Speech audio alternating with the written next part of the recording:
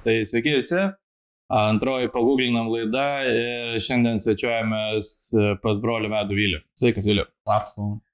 Tai gal ir pradėkime nuo pradžių, nuo tavęs, gal galėtum trumpai pasidalinti, kokia tavo buvo pirmoji patirtis internete, nuo ko apskritai viskas prasidėjo. Tai pirmiausia, bet kokia atveju viskas prasidėjo nuo pirmo avilio, bet mes nuo pat pradžių sakėme, kad mes nebūsime turguje, mes prekiausime medų internetu ir kai viskas prasidėjo 2011 metais internete bitinių tikrai buvo praktiškai nieko nebuvo, visi dar sėdėjo turguose ir taip toliau, bet mes nuo pat pirmų dienų buvom užsibrėžę tikslą, kad eisime į internetą, gulėsime ant sofos ir parduosime savo medų, nes man taip atrodė, kad ta verslo modelis yra pats geriausias, šiuo laikiškiausias ir tuo buvom užsibrėžę tikslą. Ir susikūrėm paprastą elektroninę parduotuvę, kuri net nebuvo gal elektroninė parduotuvė, tiesiog buvo svetainė, kuriame buvo visi produktai. Ir laikui bėgant tą parduotuvę keitėsi ir šiandieną galiu 4 kartą esu atsinaujinusi ir siunčiame medų po visą pasaulį. Sakyk, pati pradžia, pirmieji pardavimai jau vyko iš karto internetu ar vis dėlto tom tradiciniam priemonėm? Tradiciniam vis tiek būdavo taip, kad pirmą ateidavo pažįstami visokie, draugai, kaimynai, tėvų draugai ir tą medų tiesiog išvadavo, nes to medus, kad įsivaizduotum, buvo ten 80 kg. Dar buvo pirmas medus vis tiek tos plastikiniam kibiriukė, standartiškai. Ir tiek, bet maždaug kokių po 2 metų, 3 tada pradėjome internetu. Tai jūs patys pirmieji apskritai internetu pradėjote medų prekiauti, ar rinkoje jau Lietuvoje buvo kažkas, kas prekiautų? Tų elektroninių parduotuvių vis tiek kažkiek buvo, bet mes gal buvome tie, kurie dėjo pačius stipriausius žingsnius internete.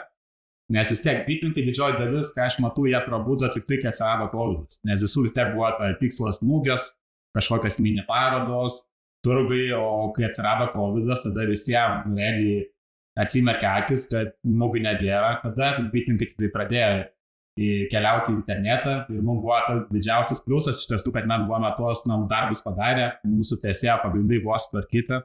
Ir mes praktiškai, kai jau prieš kovidą mes neturėdam konkurentų, nors ir šiai dieną, kaip savo konkurentas, mano brolis tik tai, bet buvo mūsų pagrindai padaryti, tie vadinami pamatai. O kas tos pamatus darė? Patys darėtės, kažką samdėt yra? Pradžio kokia, sakykime, buvo? Iš pradžių taip pat dariau, laikydavau seminarus, ten mokindavus, nervuodavus ir taip toliau, bet gyvenime, kaip sakau, reikia mokėti duoti darbą kitiem.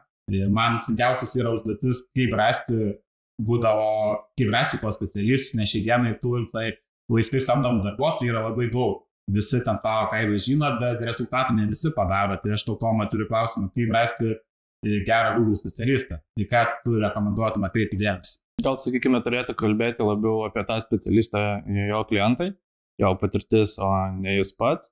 Nes šitoje vietoje, sakykime, kaip ir su tavim kalba, ar ne, tai jeigu tu kalbėtum apie savo produkciją, faktas, kad, sakytum taip, kaip tau atrodo, kad, tu aišku negali sakyti apie save kažko blogo, nes tau natūraliai taip neatrodo. Tai lygiai taip pat, jeigu ir manęs klaustum, sakykime, reikėtų būti labai savikritišku, kad, ieškoti tų silpnųjų vietų ir tai tikriausiai potencialiam klientui to nepasakotum. Tai tiesiog viskas remiasi gal labiau į įvaizdį internete ir kiek mačiau, jūs tikrai ties to labai darbuojatės. Gal galėtum truputėlį plačiau papasakoti, dabar šis logotipas, prie kurio mes esame, kiek žinau, yra atnaujintas. Tai yra anksčiau buvo šiek tiek kitoks, o sakyk, kiek versijų iki to buvo, tai yra nuo tavo veiklos pradžios, nuo jūsų veiklos, nuo 11 metų, čia antroji versija, ar jų buvo šiek tiek daugiau? Čia antroji.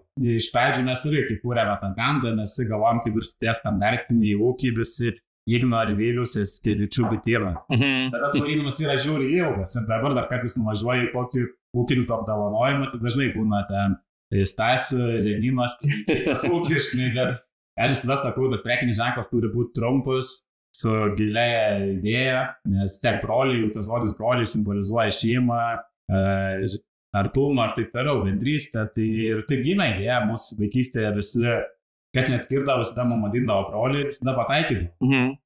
Bet ir taip gimė ta idėja brolių medus ir tam ženklų iš tiesų pavadinimą, tai gal mamai reikia dėkoti, nes jinai davė tą idėją, kad reikia tas prekinis ženklas turi būti trumpas ir ta idėja brolių medus gimė. Iš pradžių tas logotipas buvo kitoks, paskui vis tiek gyvenime taip nutinka, kad tu randi bendrų pažįstamų. Tų žmonių, kurie tiki tavimi, kaip sakau, kurie sako, aš padirbsiu porą mėnesių nemokamai, jeigu bus rezultatai, tada persim tuos rezultatus, taip pat jau buvo tie patys dizaineriai, kurie sako iš blemba, tikiu broliu metumi, ir jie mums sukūrė tą brendą. Čia dabartinė kalba, ar ne? Taip, ir sukūrė, kad vienas brolius tu skavandrų, kitas be. Vienas dirba, kitas ne.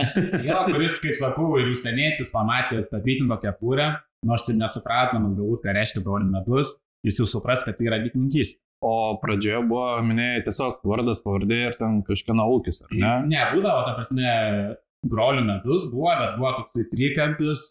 Bet čia nuo 11 metų, ar? Aš manau, kad nuo 11, kokių 16, gal 17 metų. Buvo ten tokia bitutė, bet mes tada ilgalaikį perspektyvoje aplamai atsisakėm savo prekiniam ženklė visokių šešiakampio korekučių. Na, toks standartinis dalykas. Tai ką daro visi, mes tada sakom, mes būsime truputį kitokie. O kada atėjo tas lūžis, sakykime, mes tiek pradėt, kaip visi verslai tikriausiai su tiesiog geriausiu atveju kažkokiu logotipu. Ir nuo 11 metų praėjo kiek metų iki šio logotipo, kad jau, pribrando ta mintis, kad reikia įkeisti. Tai gal, man atrodo, 19-18 metais jis jau atsirado, 5-6 metai. O kas atsitiko, kaip priėmė tą sprendimą, nes tikrai yra nemažai verslų, kurie gyvuoja labai daug metų ir jiem atvirai vienodai šviečia, jeigu taip galima įsireikšti, tai yra dirbo su tuo logotipu, kuris buvo kažkadaise ir jiem brandingas, jiem tai yra visiškai nesvarbu, kaip jum atėjo tas supratimas, kad norit keisti savo identitetą, kad norit, kad tas logotipas atrodytų išskirtinai šiuolaikiškai, tai yra, kad jau nebetinka ta pirmoji versija. Aš manau, aplamai, kad dizainas, logotipas galbūt minimaliai, bet pats dizainas vis tiek jis turi atsinaujinti kas 5-7 metus. Mes galime pažiūrėti puikiai traškučius, estrėlą, gėrimus tokius, jie iš tiesų kas 4 metus naujinasi. Jeigu estrėlą traškučiai atsinaujina, po 3 mėnesių leis atsinaujina ir taip toliau. Bet čia pakuoti labiau, nes logotipas jau lieka toks pat. Ir mums taip pat mes norim būti modernesni, mes turėjom savo tą viziją. Bet kaip sakau, gyvenime mums gal taip sudėlioja, kad mes tikdom tam tik žmonės. Mes vedame edukacijas šioje patalpoje, tų žmonių tikrai apsilanko ir jie sako, broliai, pavarom bišį kitaip. Taip, pastumėja, ta prasme, davė tų tokių patarimų, kad gal jau reikėtų priimti tą sprendimą. Ir tuo metu tie dizaineriai ir dabar yra geriausi Lietuvoje, kaip sakau, jų įkainiai didelė. Tais laikais man buvo, jie irgi ten kosminiai, kai aš atsimenu, dabar būtų gal kitaip. Bet tada jo, jie patikėta nuo brolių medus viziją, jie, kaip sakė, padirbė pusę kainos. Bet čia gal svarbiausia jums reikėjo patikėti, nes kiek aš pats girdžiu savo klientų, jiem iš karto yra tiesiog dar viena eilutė, tai yra brangu, tai yra viską reikia keisti.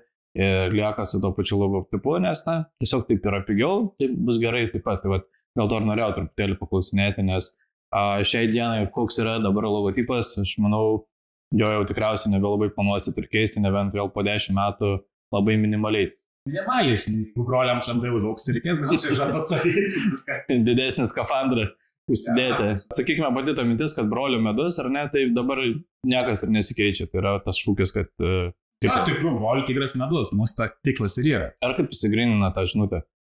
Ta trumpa neskamba, tai tikrai gerai. Mes labai pradėjome galvoti, kad į gamintojų, kurie rodo save prekinio ženklo, praktiškai nėra. Ten yra Zigmo silkė kažkokia. Ar ten Zigmas pavaizduotas? Klausimas. Bet iš tiesų, nes kaip sakau, tas medus yra praktiškai visur vienodas. Bet kai tu pateiki save kitaip, tai žmogus skaido tame stiklainė, kad tai yra Igno ir Viliaus svajonė tą medai sukti, jie patį tai to. O dizainerių buvo pastabų, kuris čia Ignas, kuris čia Vilius ir ar jūs čia panašus tikrai į save? Aš tai manau, kad aš žiūriu čia, tai matau visur save, aš brolio nematau čia iš tikrųjų. Tai... Gal brolis tą patį pasakytų? Gali būti, žinai, tai taip ir gavosi. Pakalbėjom apie tavo logotipą, apie pradžią, tai gal paguglinam, kaip tavo verslas atrodo internete šiai dienai. Gerai, tai susivedam tavo prekės ženklą į paiešką, man iš karto meta jau su adresu, nes reikėjo kažkaip iki tavęs atkeliauti. Tai ką pirmiausia matome faktas, kad tiek tavo interneto svetainė, tiek rekvizitas, ir Google Maps profilį, tai labai gerą nuotrauką galiu pagirti, tai iš karto abu brolių medus, tai labai akivaizdžiai ir visa informacija. Galima pasižiūrėti atsiliepimus, tikrai neblogai, 4,9. Sakyk, natūraliai jie susirinko, kažkokias priemonės paskatinamas naudojai, ar kaip Nes 102 atsiliepimai, sakykime, visai yra neblogai. Tai natūraliai atsirado jo. Mes esame gavę ten vieną kitą atsiliepimą, bet ne tai, kad kažką blogai padarė. Gal kažkas užpavydėjo, kad brolių metus albėsis gali, aš nežinau. Galim pasižiūrėti. Broliai turi daug kulko, galbūt ne, bet. Nes šiaip tikrai labai neblogas įvertinimas faktas tiek, kad pats prekės ženklas tikrai yra žinomas. O sakyk, gal teko domėtis, kiek per mėnesį maždaug yra paieškų Google brolių medus, kiek ieško? Nepasakyčiau dabar, tiksliai. Gal galėtum nuspėti, nes turim pasiruošę. Aš manau, tai mėnesį tiek. Aha. 1000 kažkelių. Truputėlį daugiau.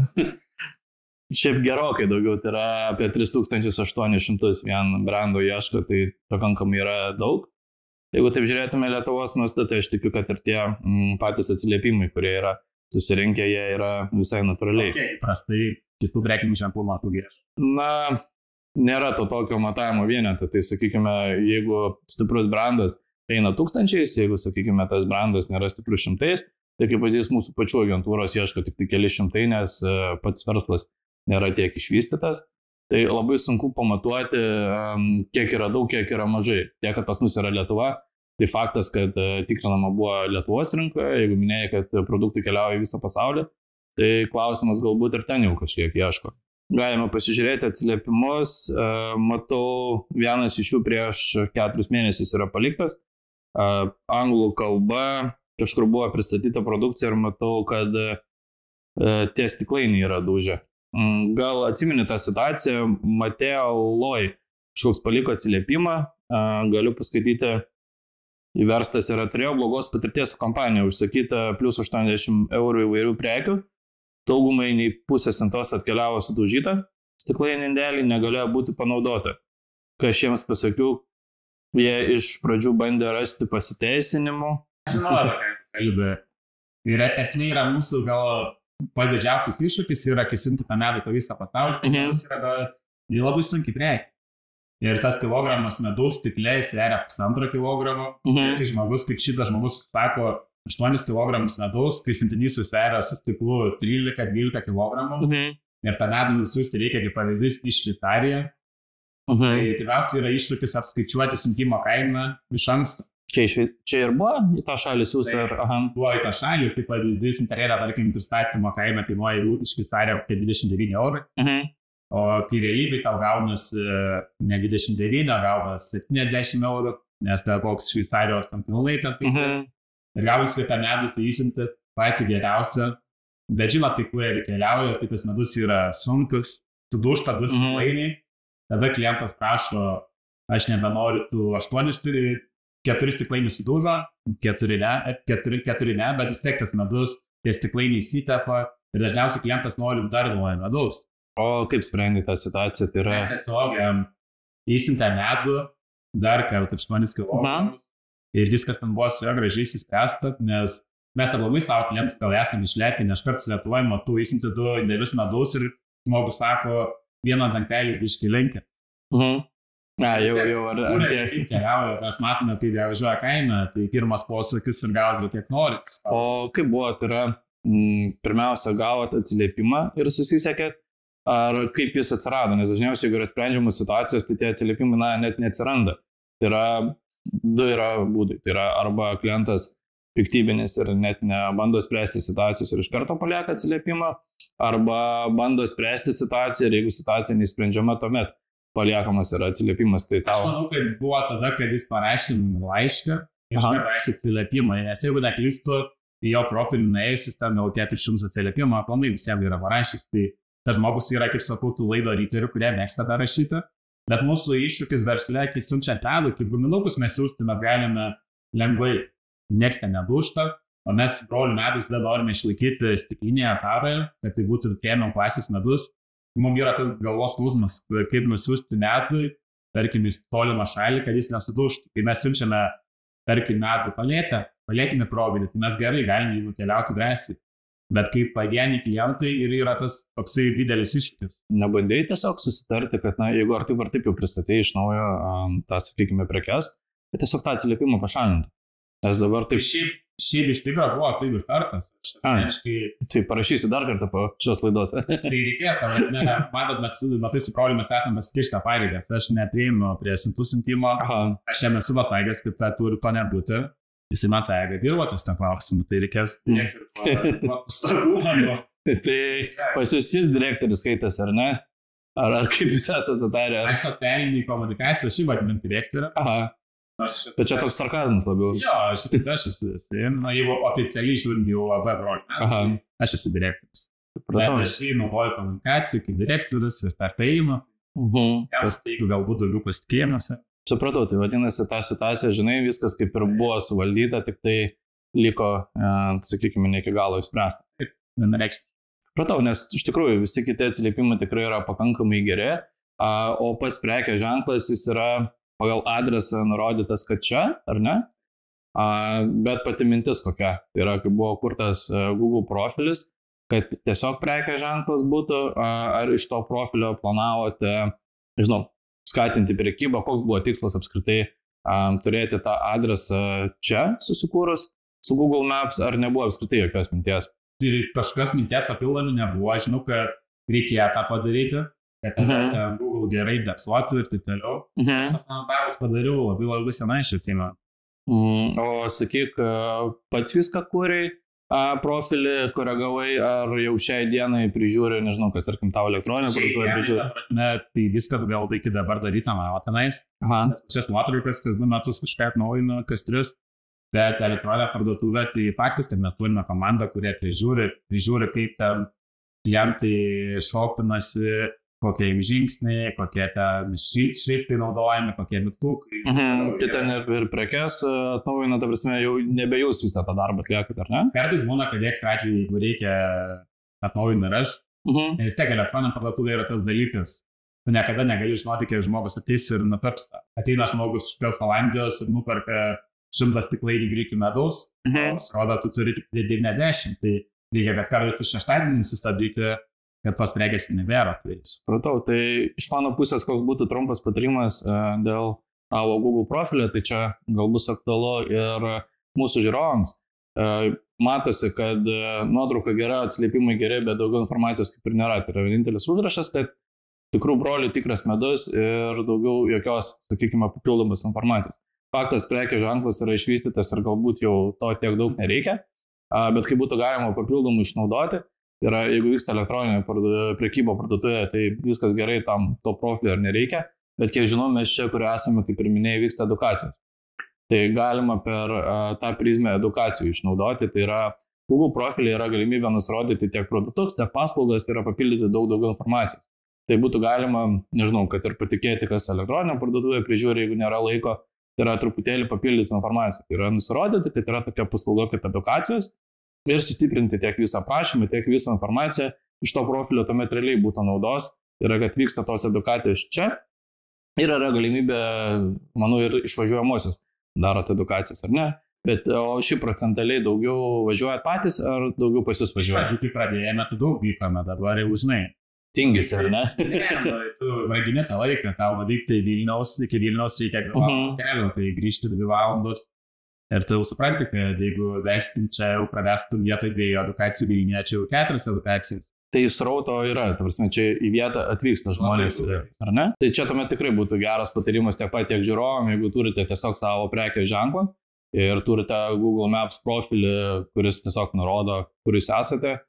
Pabandyti paieškoti kampo, kaip jį būtų galima išnaudoti plačiau. Tai, sakykime, su produkcija tau tikrai nėra prasmės, prekės ženklas puikiai išvystytas ir interneto svetainėje yra viskas randama, bet jeigu čia viskas linksta link edukacijų, pasipildyti tą informaciją ir nemanau, kad Lietuvoje yra labai daug, kas veda edukaciją, būtent jūsų tema, bet, sakykime, sudėjus visą informaciją į Google profilį, tai tiek ChatGPT informaciją paims ir ras, sakykime, taip, kaip jums reikia, kaip jūs norit nurodyti apie savo edukaciją, tiek nevietiniam važiuojant čia bus gerokai aiškiau, kad būtent vyksta į edukaciją, na, o ne tiesiog, kad į brolių medų. Galėsi palaidos dar konsultuoti, žinai. Kadangi aš pasidalinau trumpų patarimų, norėčiau, kad ir tu duotum trumpą patarimą galbūt savo konkurentam. Sakyk, ką reikėtų daryti kitiem vytininkam, kurie užsiema marketingu, bet neturi brolio dvynę. Aš čia kažkada juokausiu, tada klausimas, kada atsiras tesių medus, brolių medus yra. Tai toliau, aš pirmiausiai ne tik bitininkam duočiau patarimą, aš gal visiems gamintojams, tai pirmiausiai reikia būti tikriems, rodyti save, nes šiandieniniam pasaulyje, aš manau, visi žmonės yra pasiilgę to tikrumo ir nebijoti rodyti savęs, kas už to prekinio ženklo stovi. Nes vis tada gamintojai šiai dienai, kaip ir sakau, nori jau tikrų kiaušinių, to tikro varškės sūrio ir matyti tą visą gamybos procesą visiems paėmė, manau. Nes dabar jau tie laikai jau ateina, tie laikai, kada mes visi branginame tą tikrą naminę dešrą, tos tikrus naminius kiaušinius, ko galbūt prieš 10 metų, kaip sakau, buvo jo gerokai daugiau ir nelabai tai brangino. Tai visada rekomenduočiau, kad nebijoti rodyti savęs, pasakoti tas tikras istorijas, kuo mažiau dirbtinumo ir galbūt kalbėti ne aplink patį produktą, bet apie pačius gamintojus. Supratau, labai geras patarimas, nes tiesą sakant, mes dabar tą ir darom. Tai yra, sakykime, mano agentūra, tai tuo, kuo užsiemam, tai ir taip aišku, kuo užsiemam, ir mūsų ta pati laida, to tikslu, kad kalbėtis taip, kaip yra atvirai, nuoširdžiai, tokie, kokie mes esame iš tikrųjų ir kas vyksta už kadro, o ne tiesiog tos išdailintos nuotraukos ir tie renginiai. Tai palinkėčiau to paties ir žiūrovams, būkite internete drąsesni, rodykite taip, kaip yra iš tikrųjų ir tikrai surinksite savo auditoriją, prieš kurią atrodysite daug geriau ir natūraliau negu nudailintos nuotraukos ar video įrašai, kuriuose jūs esate idealūs, o jūsų produkcija atrodo nepriekaištingai. Tai ačiū dar kartą, Viliau, tikrai buvo smagu ir iki kitų susitikimų.